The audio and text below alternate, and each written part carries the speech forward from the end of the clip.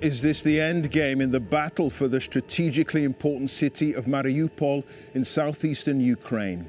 Under siege for several weeks by Russian forces, Moscow now claims 1,000 Ukrainian troops have surrendered after intense fighting in the area. The government here maintains it's still in control, but Russian troops who'd encircled the city have been slowly pushing towards the center, encountering stiff resistance.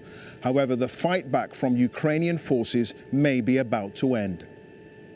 Gaining full control of Mariupol would be a major win for Moscow, creating a land bridge between Crimea, which Russia illegally annexed in 2014, and areas held by Russian-led separatists in the Donbas region.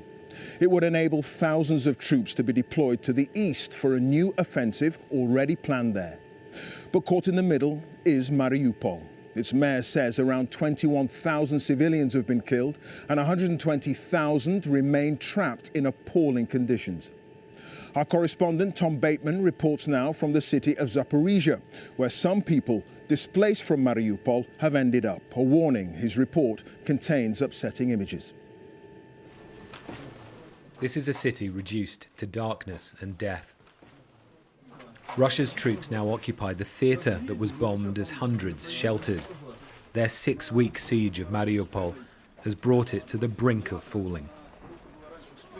State TV in Moscow showed these unverified pictures, claiming they are Ukrainian soldiers surrendering.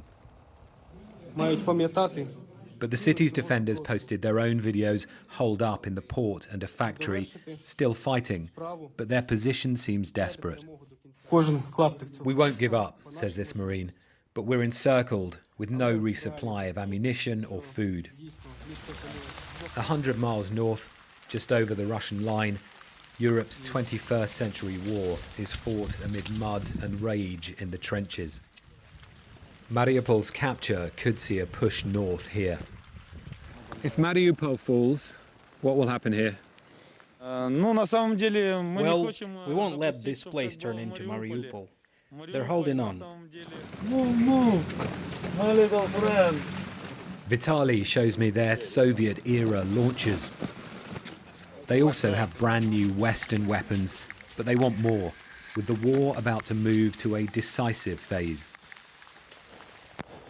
So they're completely dug in here, as you can see, and the Russians are that way, about 4 or 5 miles from here, within artillery range, and you can see how they're ready for a long and grinding fight. They've been entrenched for 45 days. We are on our own soil. We expect them to bury as many of them as possible.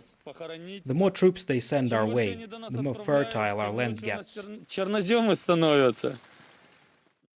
Russia's siege has killed thousands of civilians in Mariupol and unleashed an appalling struggle for survival for residents that remain.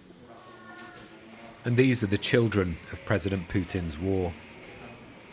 This hospital, north of the front line, is taking patients from Mariupol and, like those in this ward, from elsewhere in the south and east.